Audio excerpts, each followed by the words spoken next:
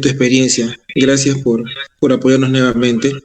Bueno, hoy es la última exposición de Alonso con nosotros porque ya termina su rotación en Explora, ¿no? Ahora va a pasar a otro lugar.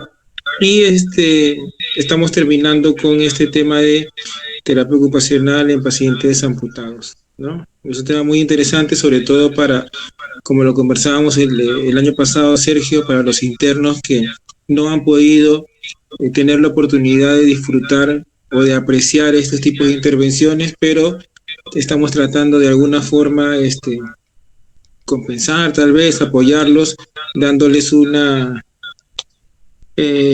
visión, una aproximación teórica, obviamente con la retroalimentación que tú le vas a poder dar. Entonces, para ya no dilatar más, porque es un poquito tarde, te cedo, Alonso, para que comiences. Ok, buenas noches, gracias. Ok, vamos a empezar entonces con la exposición de terapia ocupacional en amputados. Bueno, primero mencionando que ser amputado es carecer de un miembro o de los miembros como resultado de deformidad congénita, traumatismo o enfermedad, ¿no? Y en su definición, ¿no?, que vendría a ser la remoción de una parte o de toda la extremidad, ¿no?, de una parte del cuerpo.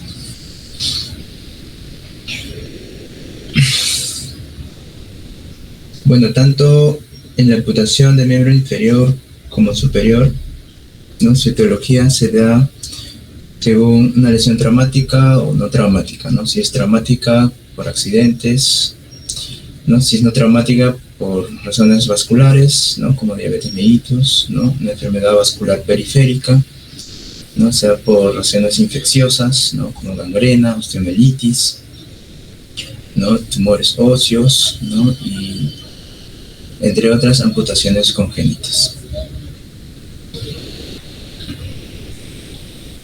¿No? La epidemiología nos menciona que, bueno, en la extremidad inferior, ¿no?, es más frecuente, ¿no?, a causa vascular, y en la extremidad superior, ¿no?, razón traumática, ¿no? Antes de poder evaluar tenemos que tener en cuenta los niveles de amputación, ¿no? Aquí tenemos una clasificación topográfica de Schwartz, ¿no?, tanto en la extremidad superior como inferior, ¿no? En la extremidad superior, ¿no?, no tenemos la amputación, ¿no?, a nivel de hombro, ¿no?, o desarticulado de hombro, no tenemos la amputación interescapulotorácica, no tenemos la amputación por encima del codo, ¿no?, la amputación, ¿no?, a nivel también transhumeral, transradial, ¿no?, y descendemos más, ¿no?, el desarticulado de muñeca, ¿no?, y la amputación parcial de la mano. Con respecto a los inferiores, ¿no?, lo vamos a hablar un poco más adelante, ¿no? Ahorita vamos a enfocarnos más en los superiores, ¿no?, y aquí tenemos la clasificación anatómica de Oxford, ¿no?, en el segmentos, por ejemplo, humeral, ¿no?, H1, ¿no?, tercio superior del húmero, tercio medio del húmero y tercio inferior del húmero, ¿no? Si fuera en la parte radial, ¿no?, R1, R2 y R3, ¿no?, desde el superior hasta el inferior. En la parte inferior la vamos a dejar para después. Entonces, aquí vamos a hablar de dos marcos, ¿no? El marco de referencia biomecánico y rehabilitador, ¿no? Bueno, el biomecánico sabemos que, ¿no?, aborda la lesión desde una perspectiva, ¿no?, en la cual existe una disfunción que debe ser mejorada, ¿no?, mediante el tratamiento de sus componentes biomecánicos, ¿no?, que apoyen un desarrollo funcional, ¿no?, de la extremidad comprometida,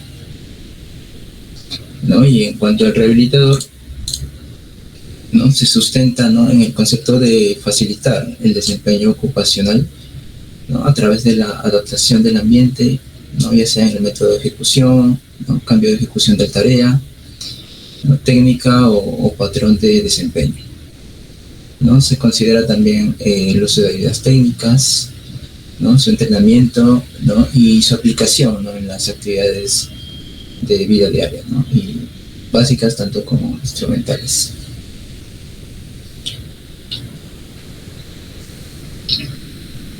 En cuanto a la rehabilitación, no tenemos es un enfoque interdisciplinario, ¿no? Donde trabajan varios profesionales, ¿no? Terapia ocupacional, terapia física, ¿no? Trabajador social y la parte de psicología. ¿No? Entonces, en cuanto a la parte preprotésica, ¿no? Debemos tener en cuenta ¿no? El manejo de las heridas, ¿no? La integridad de la piel, la movilidad articular, ¿no? La reducción del edema, ¿no? Prevención de escaras y control del dolor. Entonces, ¿qué nos dice, ¿no? Este programa preprotésico? ¿No? Brindar primero un apoyo emocional, ¿no? Bueno, el terapeuta ocupacional durante este periodo preprotésico, ¿no? Incluye, ¿no? Soporte emocional, ¿no? Que garantiza, ¿no? El moldeo del muñón, el mantenimiento del rango de movimiento articular, ¿no? La fuerza, facilitar la independencia de las actividades de la vida diaria, ¿no?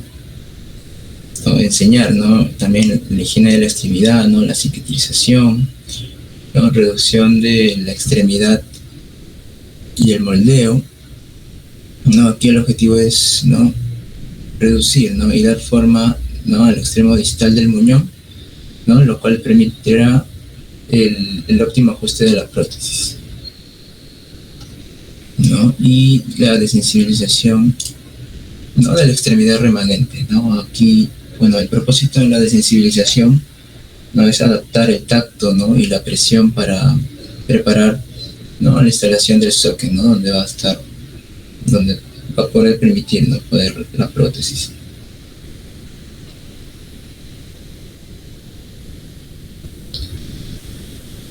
¿No? Aquí hay unas imágenes en cuanto al vendaje, ¿no?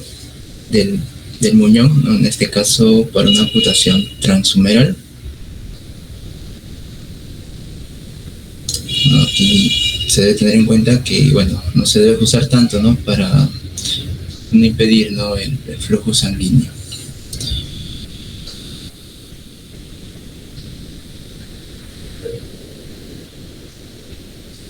Entonces, en cuanto a la intervención, ¿no? También tenemos que tener en cuenta, ¿no? Que es importante que el paciente, ¿no? Desarrolle habilidades, ¿no? Para ser competente también sin la prótesis, ¿no? Normalmente el paciente con una amputación unilateral, ¿no? Recibe solo una prótesis, por lo tanto, en ocasiones, ¿no? Digamos que si está siendo reparada, ¿no? El paciente también debe poder manejarse sin ella, ¿no? En el caso de una amputación unilateral, ¿no? Para personas con amputación en la extremidad preferencial, ¿no? El cambio de lateralidad, como el escribir, ¿no? Debe cobrar, ¿no? Sea el caso, ¿no? La atención necesaria, ¿no? Aunque el paciente en forma instintiva usa el segmento remanente, ¿no? Para las actividades de la vida diaria, ¿no? El terapeuta, bueno, debe incorporar, ¿no? Una gama variada de actividades, ¿no? Y proveer apoyos con técnicas para una mano o recomendar equipos adaptados, ¿no? Para el manejo del hogar, ¿no? Las actividades de escritorio, ¿no? Y de participación también en la comunidad. En el caso de una amputación bilateral, establecer algún grado de independencia, ¿no? Es esencial, ¿no? Para el paciente quien ha sido objeto de una amputación, ¿no? En este caso, ¿no? De ambos miembros, ¿no? Para disminuir la sensación de dependencia y frustración, ¿no? Por ejemplo, se le puede brindar un manguito universal, ¿no? Para contener cubiertos, ¿no? Cepillo de dientes, ¿no? Esto, ¿no? Siendo un sustituto temporal del agarre, ¿no? El ajuste temprano de una prótesis temporal, ¿no? Al menos en uno de los dos segmentos, ¿no? es de lejos, ¿no? El mejor enfoque, ¿no? Mientras tanto, ¿no? Dispositivos adaptados, ¿no? Pueden ser necesarios para asistir al paciente, ¿no? En la realización de actividades básicas de autocuidado, ¿no? Como comer, ir al baño, ¿no? Y en el vestido.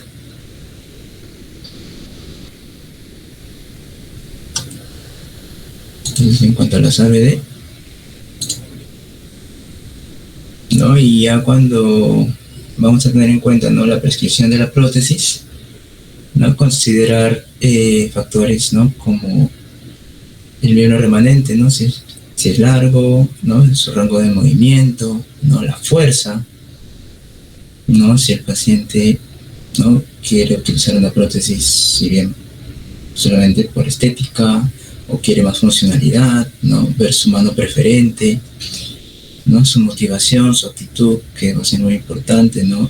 Y las habilidades cognitivas también, ¿no? Para poder aprender el uso, ¿no? de los controles de la prótesis. ¿No? Aquí algunas partes de una prótesis, ¿no? Como los elementos de suspensión, ¿no? Los arnés, ¿no? El encaje, ¿no? Aquí en el número 2, ¿no? A través de un socket, ¿no? Cuenca o cono de enchufe, ¿no? Aquí en la parte del codo, ¿no? Las articulaciones, ¿no? Más abajo, ¿no? Los elementos del control, ¿no? En el caso de que sea mioeléctrico, ¿no? Y finalmente, ¿no? La unidad terminal, ¿no? Que puede ser un garfio, ¿no? o una mano mecánica. Entonces vamos a tener diferentes tipos de prótesis, ¿no? Prótesis pasivas, ¿no? Cuya función es más que todo la estética, ¿no? Sirven para restablecer el aspecto exterior, ¿no? Deben satisfacer las exigencias del paciente, ¿no? Con respecto a la conformación, el aspecto, el confort, ¿no? Y que no sean muy pesadas. Tenemos también prótesis mecánica, ¿no? Que, bueno, utilizan sistemas de cables, ¿no? Comandados por movimientos del muñón, ¿no? O de la cintura escapular, ¿no? A través de la antepulsión del hombro, ¿no? Y la abducción escapular. Por ejemplo, en el lado, ¿no? derecho, ¿no? Prótesis de antebrazo, ¿no? Aquí el sistema de control, ¿no? acciona solamente el dispositivo terminal, ¿no? que vendría a ser el garfio, ¿no? o mano mecánica.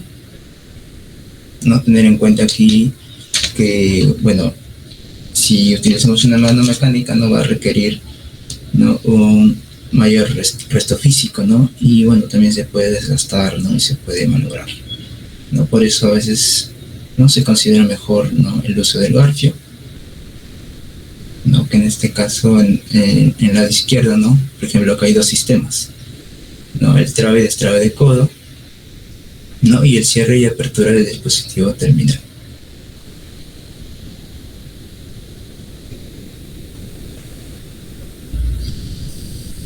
Luego tenemos prótesis, ¿no? de tipo mioeléctrica, ¿no? Acá se utilizan potenciales eléctricos detectables en la superficie de la piel, ¿no? cuando existe una contracción del músculo del muñón. Por ejemplo, en la prótesis de antebrazo, ¿no? se colocan los electrodos de tal forma que los extensores, ¿no? abren la mano y los flexores cierran la mano, ¿no? Y en la prótesis de brazo, ¿no? los electrodos van colocados de tal modo que el tríceps, ¿no? es el que va a abrir la mano y el bíceps, ¿no? es el que va a cerrar la mano.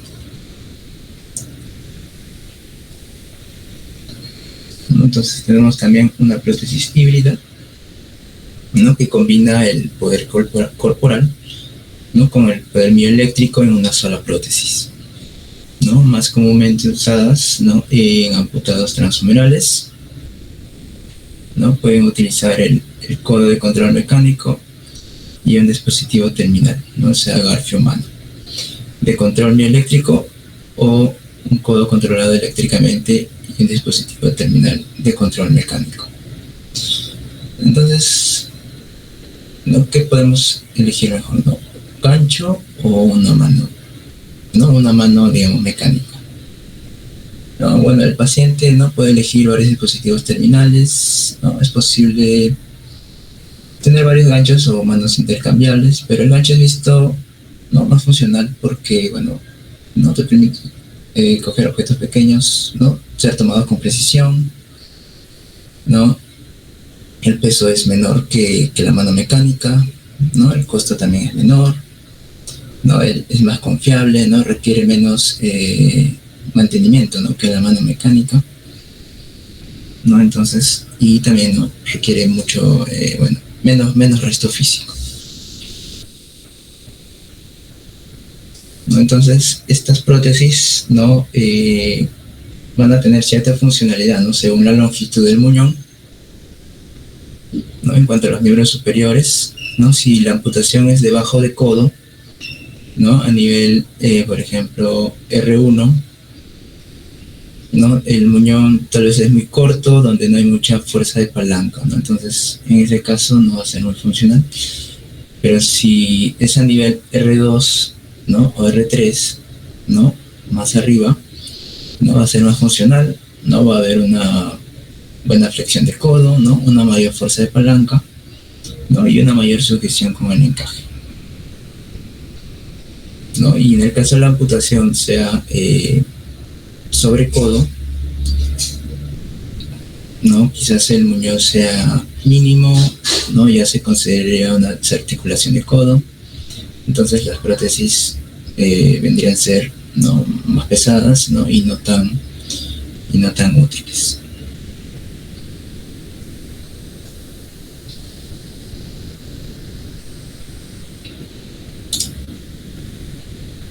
Bien, entonces,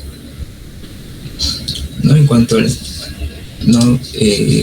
La etapa, ¿no? del tratamiento, ¿no? Evaluar la prótesis, ¿no? A primera vista el terapeuta, ¿no? chequea, ¿no? evalúa la prótesis, ¿no? Antes de llevar a cabo el entrenamiento, ¿no? Aquí se debe determinar, ¿no? la conformidad, ¿no? de la prótesis, el confort, ¿no? el ajuste del socket y el arnés, ¿no? la operación satisfactoria de todos los componentes, ¿no? de sus partes, ¿no? ver el tiempo de uso también, ¿no? el paciente puede aumentar gradualmente el tiempo de uso para desarrollar, ¿no? tolerancia al socket, ¿no? en base a la sensibilidad, ¿no? el uso inicial, bueno, puede ser de 15 a 30 minutos, ¿no? entre cada tiempo la prótesis es retirada, ¿no? y la extremidad remanente, ¿no? debe ser examinada, ¿no? tal vez haya enrojecimiento o irritación, ¿no? explicar los objetivos del programa al paciente, ¿no? enseñar al paciente a ponerse y a quitarse la prótesis, ¿no? enseñar el cuidado de la higiene, ¿no? del miembro, enseñar el cuidado de la prótesis y comenzar el entrenamiento utilizando el dispositivo terminal.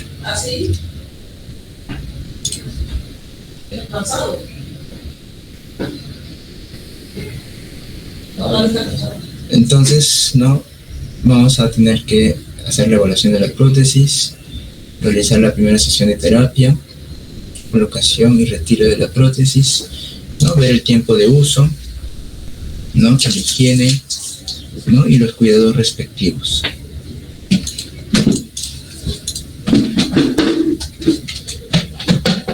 ¿No? En la etapa intermedia, ¿no? vamos a tener en cuenta el entrenamiento de los controles, ¿no? de la prótesis, ¿no? el entrenamiento de los controles, ¿no? comienza con la enseñanza de la operación de cada control, comenzando con el dispositivo terminal, ¿no? que bien podría ser un gancho o mano mecánica, ¿no? Aquí el terapeuta, bueno, guía, actúa con el paciente, la práctica repetitiva de la activación de cada componente, ¿no? Por ejemplo, en una prótesis transradial, ¿no? debajo del codo, no tiene un sistema de control individual, ¿no? que activa la tracción del cable, ¿no? del dispositivo terminal, ¿no? que los pacientes son instruidos, ¿no? justamente, ¿no? para poder activar, ¿no? ese dispositivo terminal, ¿no? usando la flexión de hombro, ¿no? la abducción escapular, ¿no? o también, ¿no? conocida como protracción. Aquí, en el caso de prótesis transhumerales, ¿no? tienen un sistema dual de control, ¿no? como lo vimos, ¿no? en una imagen anterior, para el dispositivo terminal, ¿no? Y para el codo.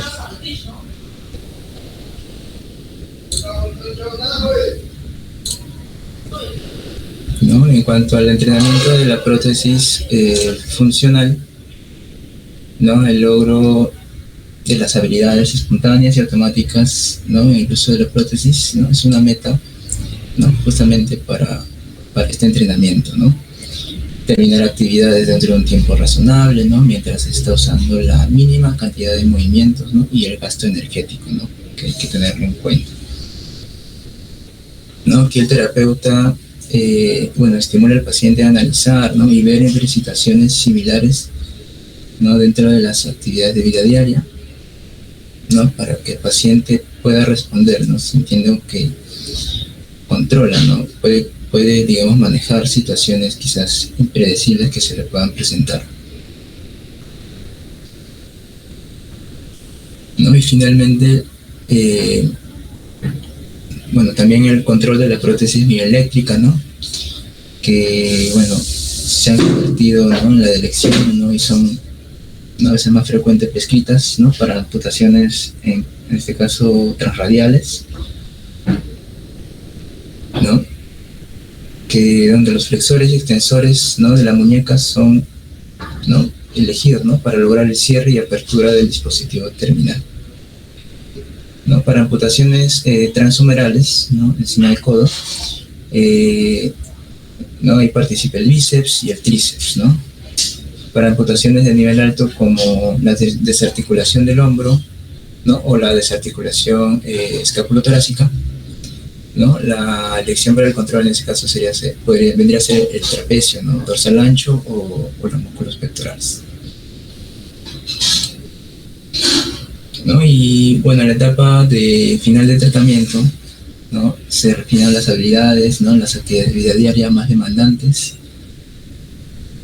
¿no? El plan de alta, ¿no? Debiese incluir también la exploración de intereses vocacionales, ¿no? La parte laboral, ¿no? La parte recreacional, ¿no? Así como depende del paciente, ¿no? Si maneja también vehículo, ¿no? O usa el transporte público, ¿no? Una adaptación para conducir, ¿no? Puede ser un comando simple, ¿no? Un manejo de conducción, ¿no? En el volante,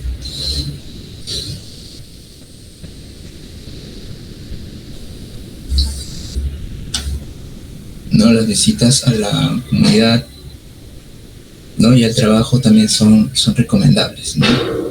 Esto lleva al paciente y al terapeuta a su contexto real, ¿no? Distinto a los ambientes, ¿no? Simulados de práctica.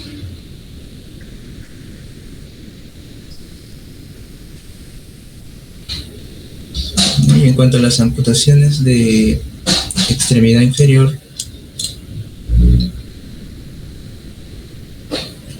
¿no? En la evaluación primaria, ¿no? Se incluyen los arcos de movilidad, ¿no? La fuerza muscular, tanto de la extremidad afectada como de la que no está comprometida, ¿no? El desempeño en las actividades cotidianas y para el autocuidado.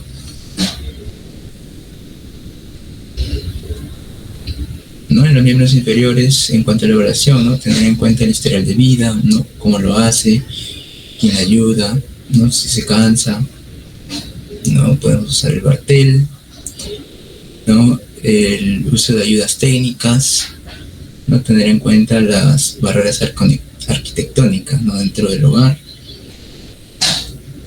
¿no? Tanto dentro como fuera, ¿no?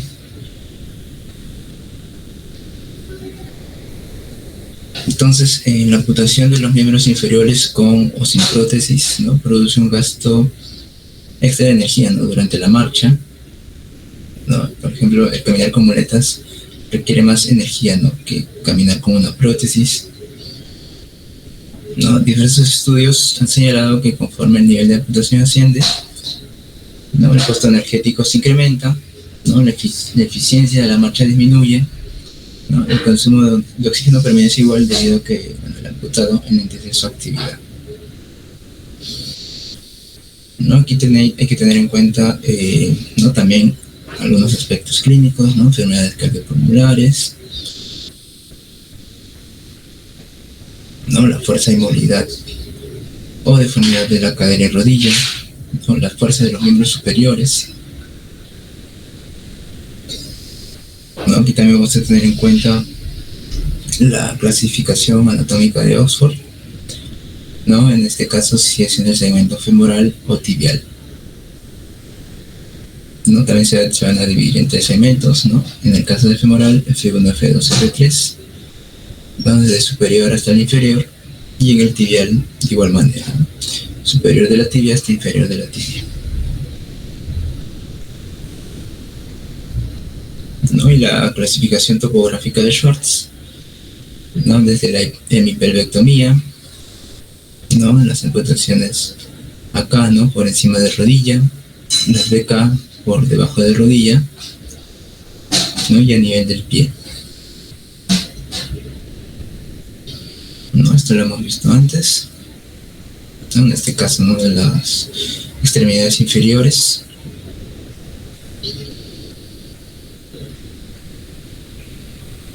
¿No? Y aquí, bueno, siendo un poco más específicos, ¿no? La hemipelvectomía, ¿no? Una amputación transfemoral, desarticulados de rodilla, transtibial, ¿no? De tobillo, ¿no? Por ejemplo, a nivel metatarsal, ¿no? Tenemos la amputación de Lisfranc y la de Chopard.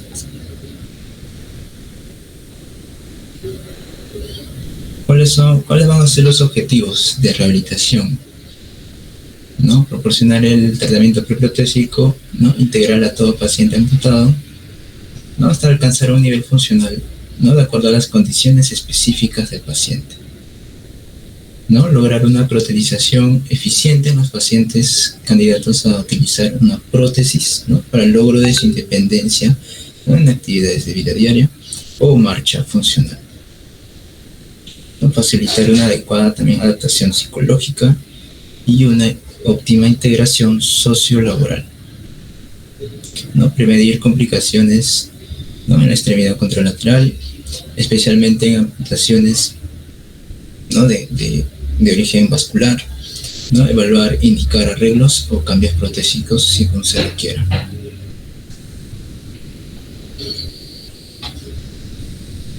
¿No? Acá vamos a tener en cuenta una escala de valoración funcional, ¿no?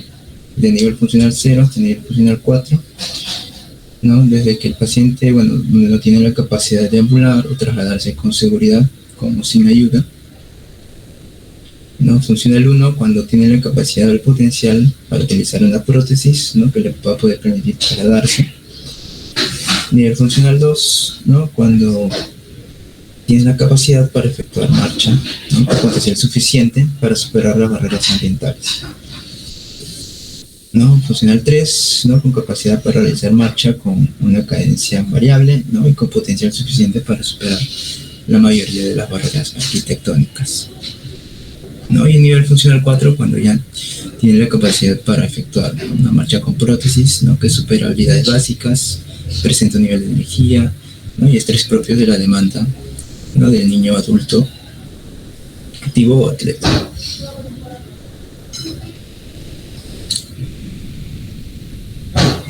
En cuanto al entrenamiento preprotésico, ¿no? Aquí, bueno, el tratamiento específico que se realiza al muñón, ¿no? Y al paciente en general, ¿no? Se va a dividir en subetapas, ¿no? Preoperatoria, posoperatoria, ¿no? Donde los objetivos van a estar, ¿no? En la preparación óptima del muñón, ¿no? Independencia de actividades de vida diaria y desplazamientos, ¿no? Y una marcha funcional.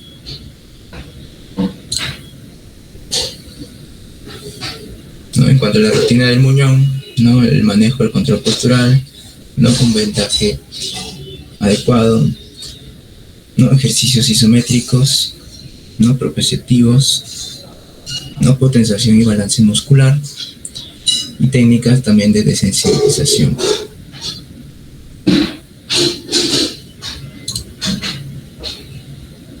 ¿No? Aquí el muñón, por ejemplo, ¿no? Aquí hay algunas posturas recomendadas, ¿no?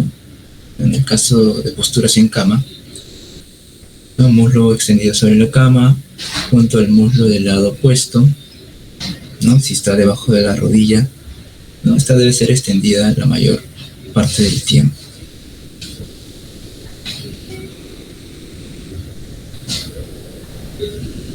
No dejar el muñón colgando en el borde de la cama, no sentarse con el muñón flexionado, no apoyar el muñón, ¿no?, en el mango del bastón. En cuanto al vendaje, ¿no?, el paciente debe estar de pie, ¿no?, sino acostado sobre el lado sano, ¿no?, y durante todo el proceso de vendaje, ¿no?, la extremidad debe estar en extensión completa. Entonces inicia por la ingle, ¿no?, bajando sobre la cara anterior del muslo, después se dirige hacia atrás hasta el pliegue del glúteo.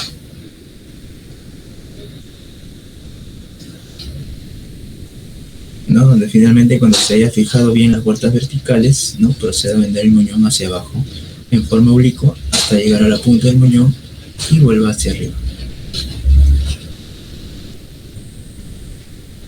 ¿No?, teniendo en cuenta, ¿no?, el uso de las muletas, no tanto en el preoperatorio como en el postoperatorio, no tanto para también poder, ¿no?, subir o bajar escaleras.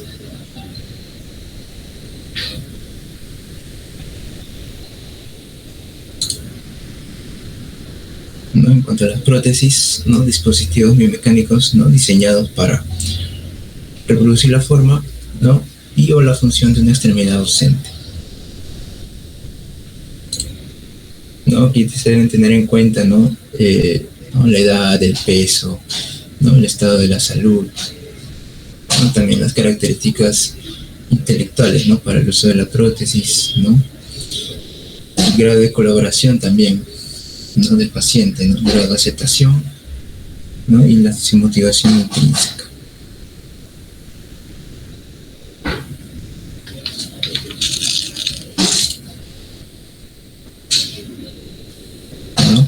Aquí, bueno, las características para una prótesis adecuada, ¿no?, tener en cuenta las causas de la amputación, ¿no?, ya sea por traumatismos, ¿no?, accidentes vasculares, tumores, ¿no?, ver las características propias del muñón, ¿no?, a qué nivel está la amputación, si es unilateral o bilateral. En el caso del pie, ¿no?, para amputaciones de los dedos, ¿no?, aquí las amputaciones pueden ser totales o parciales, ¿no?, y abarcan uno o varios dedos, ¿no?, y reviste de gran importancia la amputación del dedo gordo del pie. ¿No? Se puede utilizar una prótesis de relleno, ¿no?, que pueden, ¿no?, que tienen por objeto rellenar el espacio del dedo o dedos que faltan, ¿no?, con el fin de evitar las desviaciones secundarias de los restantes. ¿No? Aquí se construyen de diferentes materiales.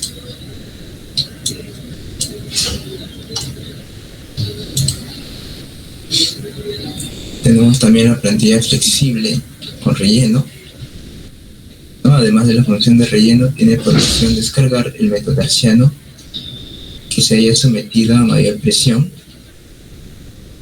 ¿no?, mecánica por la falta del dedo correspondiente, ¿no? Aquí se puede hacer con material de plástico sintético de consistencia semirrígida.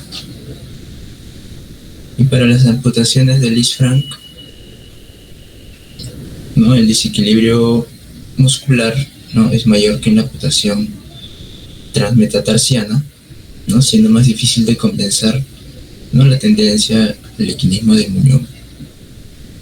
¿No? Y las prótesis son semejantes a las transmetatarsianas, ¿no? El fleje necesario para el apoyo anterior será más potente, ¿no?, por ser mayor al despegue de los dedos.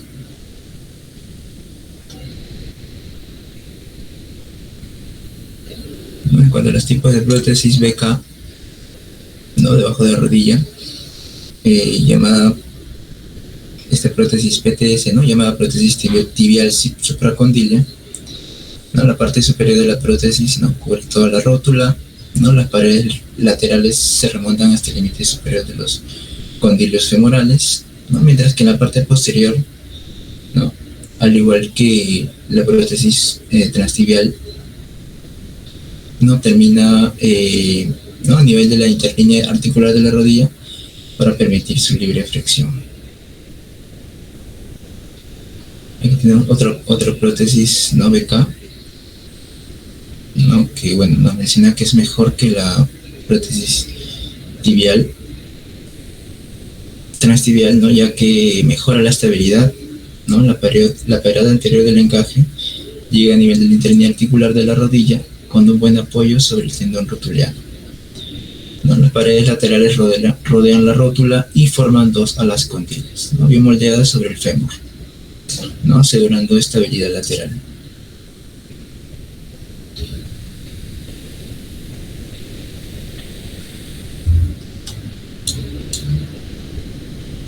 ¿No? Entonces, aquí hay que tener en cuenta también, ¿no? En cuanto al entrenamiento protésico, ¿no? Adaptar el muñón, ¿no? A la presión ejercida por el encaje, ¿no? Adquirir un adecuado equilibrio y control protésico, ¿no? Entrenamiento de la marcha, ¿no? Fases de apoyo y de balanceo, ¿no? Y dependencia en actividades de vida diaria, ¿no? Y bueno, una marcha funcional y segura, ¿no? Y la conservación de energía también.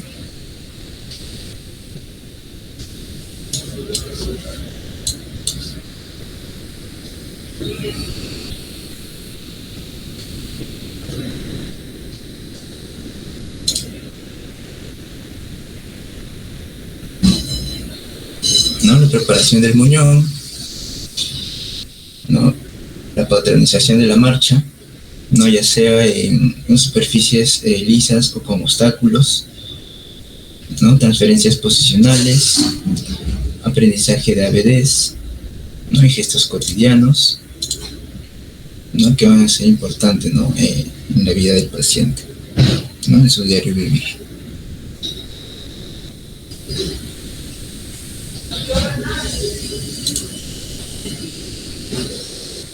¿No? Entonces, eso sería todo en cuanto, ¿no? Tratando de resumirlo, ¿no? La parte de amputaciones tanto en miembro superior como en miembro inferior.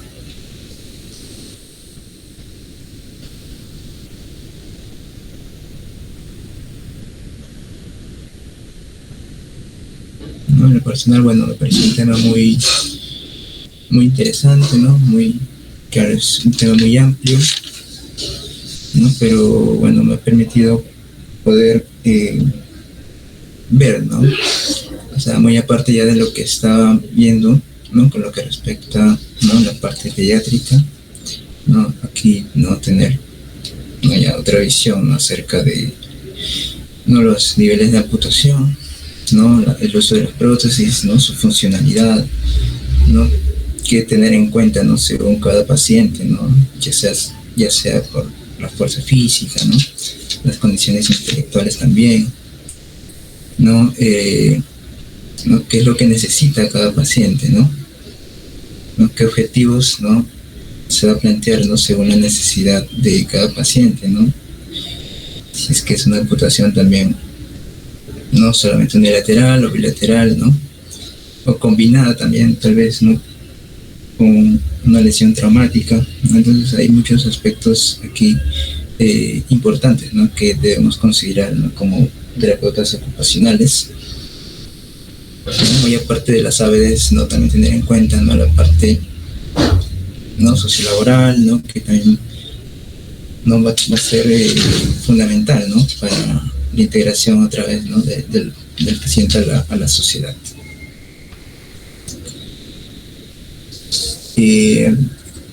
No sé si tal vez el licenciado Sergio quiere complementar con algo más.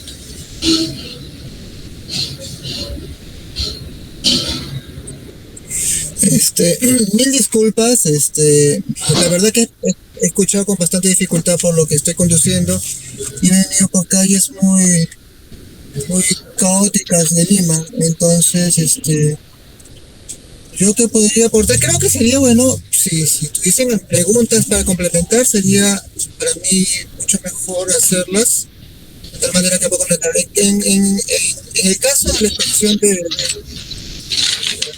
interno, no lo podría criticar porque la verdad que ha armado su exposición en base pues a teorías, ¿no? Falta la parte práctica, obviamente, que es importantísima, porque parte de lo que yo cimenté como profesional en el área de amputados fue porque la licenciada Claudia Velázquez, en aquel tiempo era la coordinadora y terapista principal de amputados, me enseñó lo básico y lo importante, y de ahí comencé a cimentar la especialidad y el conocimiento que tengo actualmente. Pero sí es importante la práctica, eso es importantísimo. Siento que Alonso pues ha desarrollado una exposición base a lo básico de la teoría, lo cual no está mal, está bien.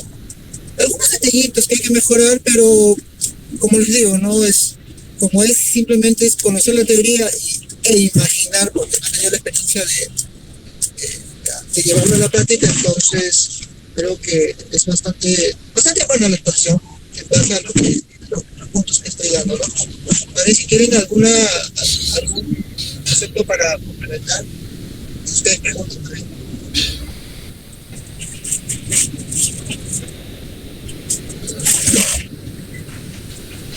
No sé si tengan alguna pregunta.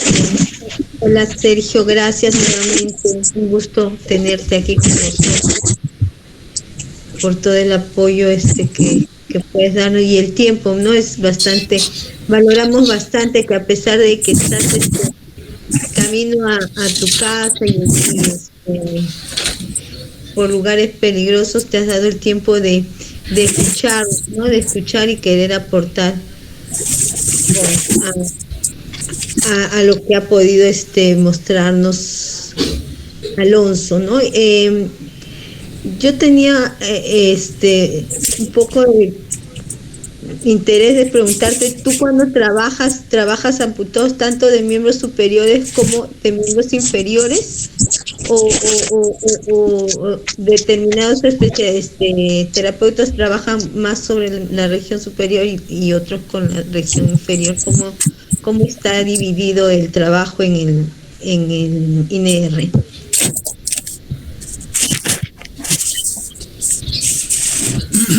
Lo escucho entrecortado lo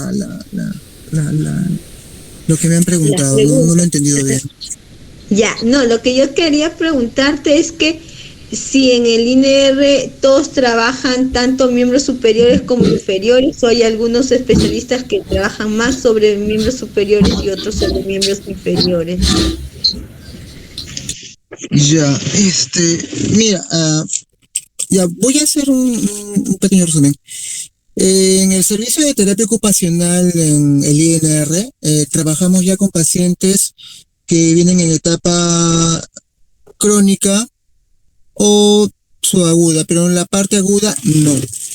Entonces, esa parte aguda le toca trabajarla a los terapistas ocupacionales que están en hospitales generales, donde hay la especialidad de traumatología y se producen las amputaciones por diferentes etiologías.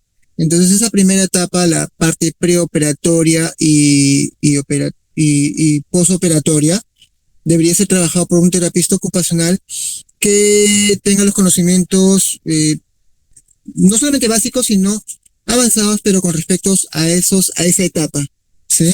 Entonces, sí es necesario que cualquier terapeuta ocupacional que trabaje en un hospital general tenga esos conocimientos para trabajar, ¿no? El área de la parte preparatoria antes de la amputación y posterior a la amputación. Ya cuando ya está en la etapa de alta del hospital, acuden al instituto porque ya está en una etapa de poder hacer los ciclos de rehabilitación, tanto preprotésica y postprotésica, ¿no? O protésica y postprotésica. En el instituto atendemos a los que son de miembro inferior y miembro superior. Ya yo llevo trabajando más de 14, 15 años en el área, viendo mañana, tarde y noche miembro superior y miembro inferior. Obviamente que la cantidad de amputaciones por miembro inferior es mucho mayor a la del miembro superior, aunque ni quedan, hubo etapas, recuerden, antes de la regulación de los pirotécnicos y todo eso. Después de Año Nuevo, en enero, febrero, llegan puros amputados miembro superior, parcial de mano y miembro superior y debajo de codo, puesto por producidos por amputaciones por artefacto pirotécnico o explosivo. Entonces, eso es importantísimo detallar, ¿no? Ahora, la parte preprotésica también podría trabajarlo en cualquier hospital que tenga un servicio de terapia ocupacional. Ya, en la parte preprotésica es trabajar la habilidades y destrezas, independencia en el estado que estén, y la confección de adaptaciones, hasta llegar a la etapa protésica que podría venir al INR, y en el INR hacemos, según la evaluación, cómo está en la etapa, o sea, cómo está en el grado de independencia que pueda tener. Entonces ahí se plantean los objetivos, ¿no? Si de repente ya no necesita nada porque ha sido muy bien trabajado en un hospital general, entonces ellos pueden ya de frente pasar a la etapa protésica. Entonces, eso a si la prótesis se le asigna rápidamente o no, porque eso el departamento de biomecánica tiene otro ritmo a diferencia de nosotros, ¿no? Entonces a veces los tiempos de trabajo con terapia ocupacional se alargan. Y aprovechamos para trabajar otros temas en los cuales, por ejemplo, el acondicionamiento físico. Por ejemplo, el paciente es muy diferente cuando tiene una amputación limpia, una amputación traumática limpia, que no compromete mayores segmentos corporales, y otra es muy diferente por enfermedad, por ejemplo, vascular, enfermedad metabólica como la diabetes. Entonces, tanto en miembro superior como en miembro inferior, ¿ah? Entonces, hay que tomar los objetivos, se toman, o sea, hay objetivos generales en el área de amputados miembro superior y miembro inferior, dependiendo del nivel, y hay objetivos no específicos, sino particulares, que se realizan o que se deben elaborar según cada paciente. Entonces, vemos ahí cómo establecemos los objetivos para solucionar los problemas que se requieran en el momento, ¿no? Especialmente en la evaluación inicial, cuando se descubren en miembro superior, por ejemplo, ¿no? Se descubren dificultades que tienen que ser solucionadas ya, se tienen que hacer. ¿Por qué? Porque eso le va a brindar mayor independencia. Y en esto es importante, por ejemplo, ver cuando vamos a miembro inferior, las ayudas técnicas, ¿no? Andador, muletas, bastones canadienses, silla de ruedas.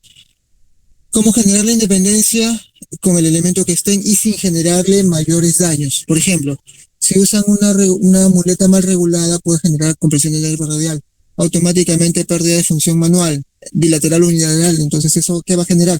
Mayor complicación a su estado en el que se encuentra, ¿no? Entonces vamos a tener que pautar, ni bien llega, de cómo debe ser la adecuada regulación y cómo debe usarla con los patrones de marcha pendular que deben realizar en ese momento, ¿no? Tanto ocupar andador, bastones canadienses, muletas, y por ejemplo asignarla a la adecuada silla de ruedas. Por ejemplo, algo que me llama bastante la atención es que en muchos hospitales creo que hay un divorcio entre la parte de traumatología con respecto a terapia ocupacional. ¿Por qué? Porque sale el amputado, el médico es el que le dice, ¿sabes qué? Necesitas una silla de ruedas.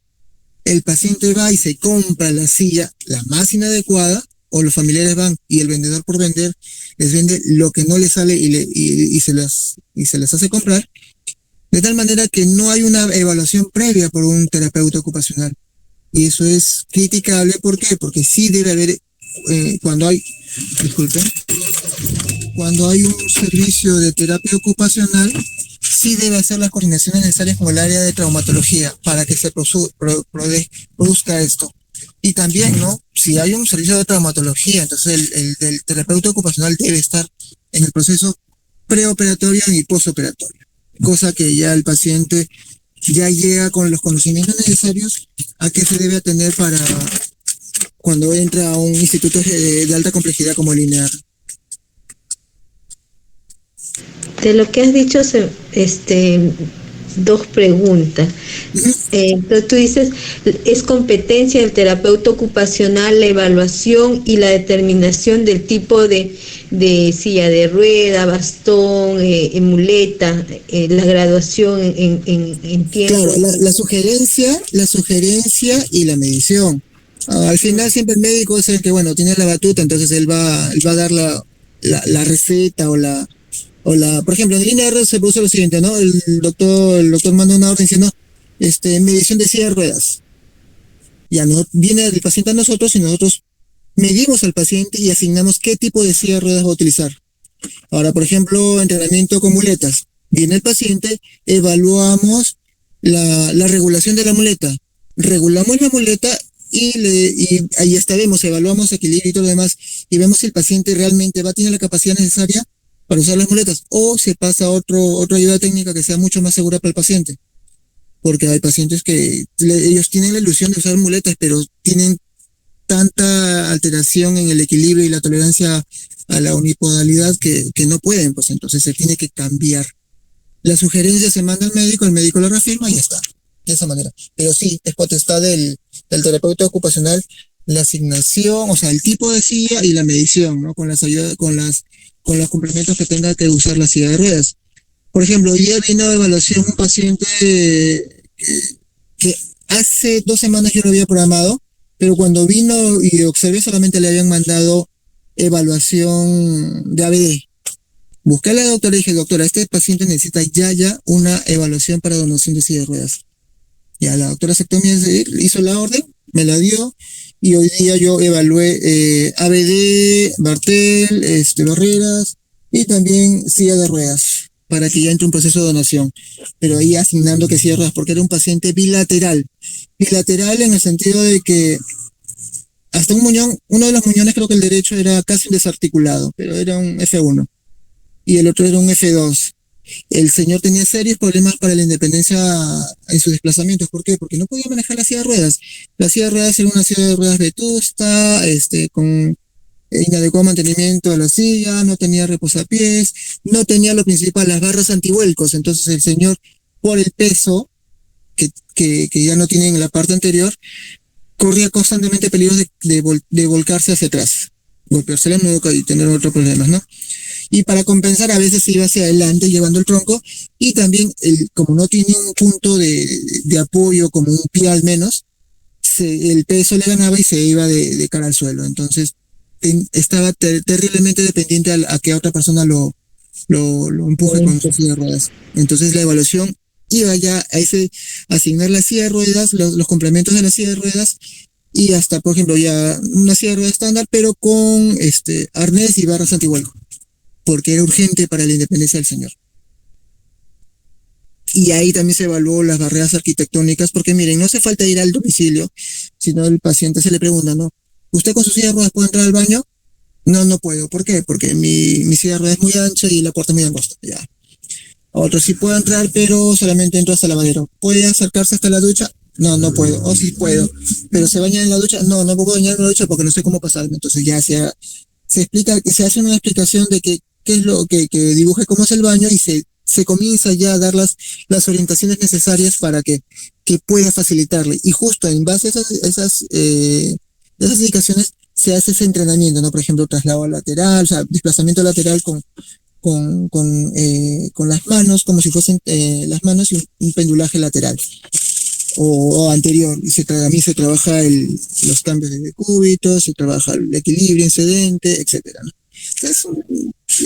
Entonces, tengo, o sea, como para tocar cada caso y dar ejemplos de cada uno de ellos, porque vienen así combinaditos. Entonces, pero por ejemplo, es eso, ¿no? Sí. Dime, y en el caso tú hablabas del tipo de paciente, ¿no? Y de verdad que hay una incidencia de pacientes diabéticos, ¿no? Y evaluando el costo-beneficio de ponerle en silla de ruedas o en prótesis al diabético por el tipo de circulación, ¿cuál es lo que más se recomienda, ¿no? O cuál es lo que más usa? Porque el mayor número de pacientes diabéticos siempre las amputaciones generalmente son en miembros inferiores, ¿verdad? Sí, pero tienen bien acompañados, por ejemplo, neuropatía diabética que se instala en manos, y a veces las manos las pierden porque se vuelven unas manos rígidas, pérdida de fuerza, pierden la pinza, solamente hacen lateralización con dedo pulgar. En casos muy extremos pasa eso, insensibilidad en los dedos, en la yema de los dedos. Son cosas así, o sea, no sufren la amputación del miembro superior, pero pierden por la neuropatía diabética. Pues se produce una serie de atrofias en los músculos tenares y hipotenares, y aparte vienen con, según la actividad laboral que hayan tenido en el pasado, vienen con tenosinovitis, Kervain, etcétera. Entonces, imagínense, amputación de miembro inferior más miembros superiores poco funcionales, A eso me refería. No, porque yo realmente no he visto, yo generalmente cuando he visto amputados diabéticos, más recomiendan o usan lo que es silla de ruedas antes de las prótesis, ¿no? Y eso depende de que de la edad, No, del mira, nivel. depende de muchas cosas. Uno de ellos es, la edad, el estado físico y también el avance de la enfermedad, porque la amputación es una consecuencia, pero ¿de qué? De, por ejemplo, mala circulación, o sea, hay una vasculopatía diabética que hizo que los vasos sanguíneos, los más distales, ya no llegue fluido sanguíneo, entonces esos segmentos, sin tener que haber sufrido algún estrés mecánico, simplemente necrosis y amputación. Entonces, y otros pacientes que sufren un accidente de tránsito y recién se enteran que tenían, que eran diabéticos. Entonces, los pacientes diabéticos se pueden clasificar en 3 grupos. Unos que van a ser funcionales pero con los cuidados adecuados, unos los medianamente funcionales y cierta dependencia, y los que son netamente dependientes. Por ejemplo, el paciente que mencioné hace un rato, el bilateral, es altamente dependiente. ¿Por qué? Porque requiere para desplazamientos una silla de ruedas y que sea una silla de ruedas segura. Ahora, protetización, por el nivel de amputación de uno de sus segmentos, porque va a ser casi un tipo desarticulado de cadera, entonces, y bilateral encima, es muy complejo. Entonces, a él el objetivo es independencia en silla de ruedas. Entonces, ¿yo qué voy a hacer para que este paciente sea más funcional? Que este paciente tenga una silla de ruedas adecuada, que evite que se caiga, que se vuelque hacia atrás, y con un arnés evitar que se vaya hacia adelante, trabajar la funcionalidad de miembros superiores porque también está siendo afectado por la neuropatía diabética, y sobre eso trabajar independencia en silla de ruedas. ¿Sí? Pero hay pacientes que sí vienen con adecuado resto físico y sí pueden ser protetizados, especialmente los que son BK. Pero en estos pacientes se tiene que hacer un hincapié muy importante en el sentido de que, señor, usted se ha amputado, pero su pie sigue siendo un pie en riesgo. Porque muchos de ellos piensan, me amputaron, se fue la diabetes. No se fue la diabetes. Entonces, tenemos que hacerle hincapié en que su prótesis le va a ayudar a ser más independiente, pero que no va a poder retomar la vida que tenía antes, cuando tenía sus 2 piernitas. Y mucho menos antes hasta que tenga el desarrollo de la enfermedad. Entonces tenemos que tener en cuenta todos esos factores, ¿no? Por ejemplo, a mí han llegado pacientes que ya tenían un resto visual, porque la diabetes también los deja ciegos. Entonces tenían un riesgo, un resto visual, por ejemplo, en un ojo tenían 100%, no veían, y en un ojo veían solamente un 40%, entonces ya se tenía que utilizar otras técnicas, ¿no? Por ejemplo, técnicas compensatorias, técnicas sensoriales, ¿no? Cambiar la visión, compensación a la pérdida de la visión por táctil, y también y también si, por ejemplo, por memoria. Por ejemplo, en lo que es ubicación de la orientación espacial dentro de su domicilio. Entonces, se van combinando según los hallazgos que se tengan en el paciente. Por eso que la evaluación es importantísima. Por ejemplo, yo utilizo la de Bartel, pero más que todo es por un elemento de estadística, ¿no? Porque ahí va a evaluar la capacidad de dependencia o independencia. Pero la hoja de registros de su vida diaria en específico, el detalle, porque es redactado según lo que vaya indicando el paciente, entonces eso va a nutrir mucho más para el conocimiento del paciente, pero para la estadística es Bartel. Claro, son como nuestras observaciones no estructuradas, ¿no? Y es mucho más rica, ¿no? Porque en base a eso se va trabajando los objetivos, ¿no? Y los indicadores para ver cómo va avanzando el paciente, los logros, ¿no? Así es. Y eso bastante de conocer la teoría, y no es la teoría, yo pienso que cuando trabajan este tipo de aparato locomotor, no es solo el aparato locomotor, porque el aparato locomotor es afectado con múltiples dificultades orgánicas, traumáticas, ¿no? Entonces es un conocimiento bastante amplio. Así es. Nos podríamos quedar un montón y seguía preguntándote, ¿no? Entonces, más bien es interesante. No sé si alguien más quiere preguntar o insistir no sé, sin temor, ¿no? Porque yo creo que es el momento para aprovechar el conocimiento del colega, y como ven, yo siempre rescato eso, ¿no? Porque tú puedes de una pregunta ampliar y como que te amplía lo que es el horizonte, y necesitamos ver eso, ¿no? Entonces no es que tú me respondas, sino me amplías mucho más a lo que yo espero, ¿no? Entonces siempre es grato escucharte, Sergio. Sí, aparte de eso, que es necesario cambiar un poco la perspectiva de lo que es la enseñanza, ¿no?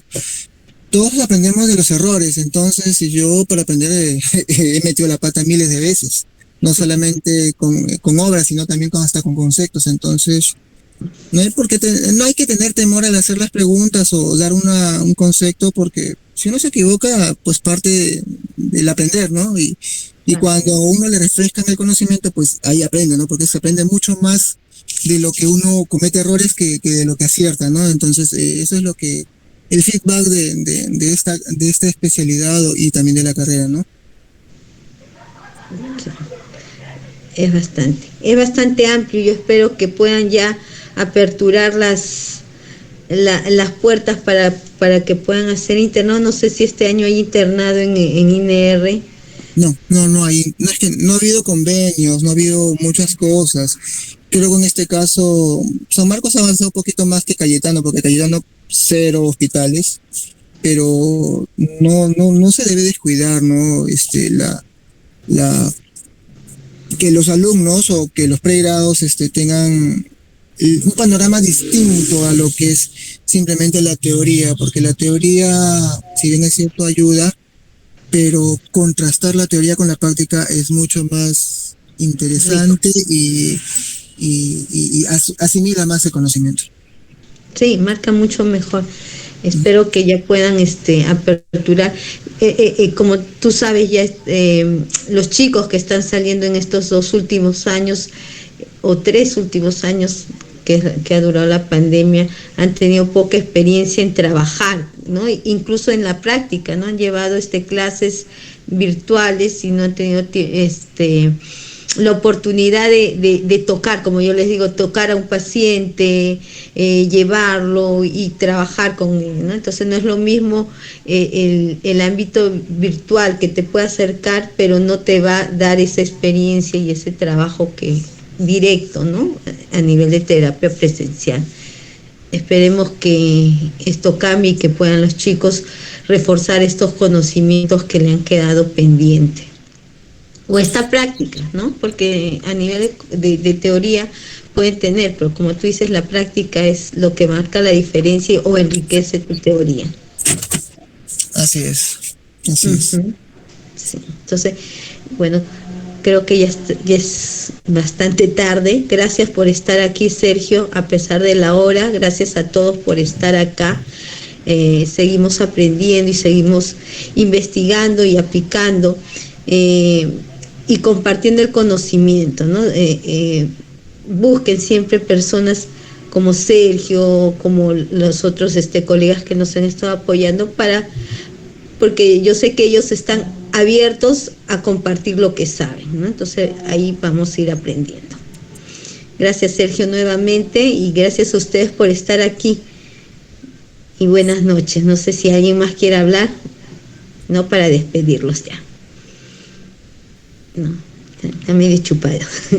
Ya aprenderán y ya te caerán seguro para que puedan reforzar. Juan Carlos. Buenas noches, licenciado o licenciada. Una consulta. Buenas noches. Licenciado Sergio, una consulta. ¿Está dentro del ejercicio del terapeuta ocupacional diseñar prótesis o esos dispositivos de ayuda para poder entrenar? Mira, en cuanto a eso, creo que no hay límites. ¿Por qué? Porque yo llevé un curso en Alemania, acá en marzo del 2022, en este año, hice todo el proceso de fabricación de sockets, he armado rodillas protésicas policéntricas, he armado prótesis, sé alinear prótesis, sé cómo tomar las medidas de un muñón. Ese es en parte a la práctica privada. Lo que pasa es que si vamos a hacer eso, tenemos que tener un conocimiento que sea bien cimentado, porque no hay que hacer el papel de que, recibí un cursito, me enseñó alguien o vi cómo lo hacían y yo lo hago también. Porque si no tenemos el conocimiento necesario, en lugar de realzar nuestra profesión o enriquecer, la podemos manchar. Porque van a decir, sí, pues el terapeuta ocupacional se metió a hacer eso sin saber. Entonces, sí puede hacer uno. Tal vez en un empleo, en un hospital, no te permitan hacer eso. ¿Por qué? Porque no está dentro de las funciones del terapeuta ocupacional, pero en la práctica privada no hay límites. Obviamente que yo no estoy ahí chocando con la función del terapeuta físico, porque el terapeuta físico también sabe de esos conocimientos. Por ejemplo, yo ya he avanzado un poquito más. ¿Por qué? Porque allá en Alemania hicimos un proceso diferente e innovador al clásico de hacer un socket. Entonces he aprendido a tomar medidas, he aprendido a hacer comparaciones con el segmento que está remanente, cómo hacer el molde de muñón, pero lo hacemos con proceso de fresado en un material que es el poliuretano. Después cómo laminar con una lámina termomoldeable que es el FIT, que es netamente utilizado en Alemania.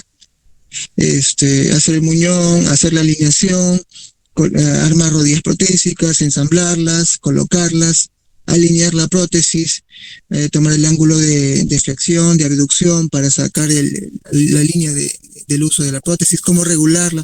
Todo eso lo sé, pero entonces, en base a mi conocimiento, yo puedo aplicarlo, por ejemplo, al tipo de prótesis del cual yo he aprendido, ¿no? Que es a la empresa que, por ejemplo, yo trabajo. Pero es en base a eso. Si a mí me dicen, oye, alinea otra rodilla, Ottobock, por ejemplo, yo ahí diría, mira, yo no trabajo con Ottobock, no me meto a eso. Pero yo sé que acá en Perú hay técnicos protecistas que trabajan hasta con la mejor rodilla ortopédica y la hacen mal, hacen cualquier cosa. Entonces, lo que nosotros nos favorece es que como tenemos el conocimiento en base a los conocimientos que nos han brindado, anatómicos, sabemos la biomecánica, etcétera.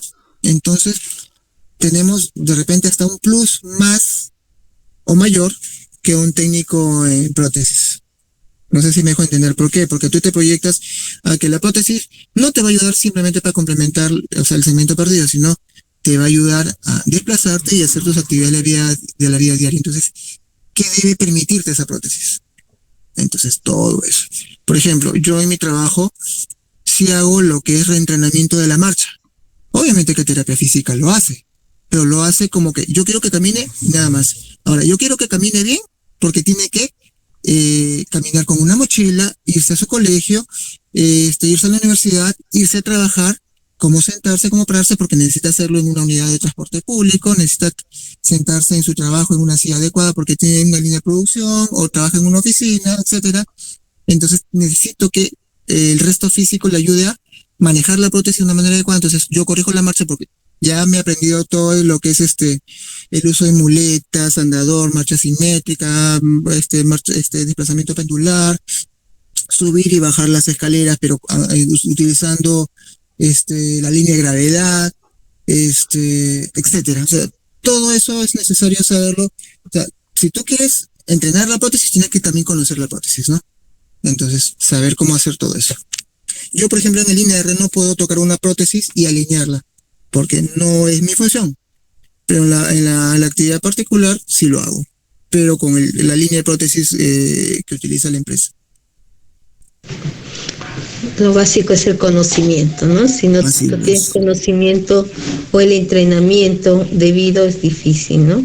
Así es. Así es. Como dicen, no hay límites mientras nos preparemos y nos formemos en ellos. Así es, así es. Y lo que dices es verdad, no es lo mismo el técnico que hace la prótesis. Yo me acuerdo que a veces es diferente una manopla que te hacen en la ortopedia, que puede ser muy bonito, con un material muy bonito, pero no tiene funcionalidad, a que te haga un terapeuta ocupacional que sabe para qué va a usar y cómo hacerlo funcional, tu manopla, vas a encontrar diferencia, ¿no? Entonces, Sí, ¿por así qué? es. Porque hay, ¿no? Es diferente. Tú ves, a veces hay OTPs o manoplas muy bonitas en material, con un material con diseño, y no, yo pensando en niños, pero no necesariamente están alineadas a los arcos o con una postura funcional, ¿no? Entonces, ese es el agregado que tiene el terapeuta ocupacional, ¿no? Y que está formado para eso. Así es. Así es, chicos, así es que hay que practicar y hay que seguir aprendiendo, ¿no? Entonces, gracias, Sergio, nuevamente. Y yo sé que siempre que te busquemos vas a estar abierto a apoyar a todos los que necesitan, y eso se valora bastante. Gracias, Alonso, porque estás haciendo conocimiento, ¿no? A pesar de que no tienes la experiencia práctica, ¿no? Entonces ya vas a sumar eso seguro conforme vayas desarrollándote. Sí, agradecer mucho al licenciado, ¿no? Por poder compartirnos sus conocimientos, ¿no? Que claro, es algo nuevo, ¿no? Y, o sea, como le dije a él, ¿no? Muy aparte de la exposición, claro, a mí también me interesaba aprender, ¿no? O sea, saber más sobre el tema, ¿no? No solo, digamos, ¿no? Quizás puede haberme enfocado en un caso específico, pero quería tener una visión más amplia, ¿no? Entonces, por eso yo le decía, ¿no? Que cuando le preguntaba algo, ¿no? Le decía yo que normal, ¿no? Que si se desplaye, no, si se desplayaba, ¿no? Porque, claro, podríamos hablar horas y horas, pero esa es la idea también, ¿no? O sea, no solamente ver, digamos, la punta del iceberg, ¿no? Sino ver todo lo que lleva, ¿no?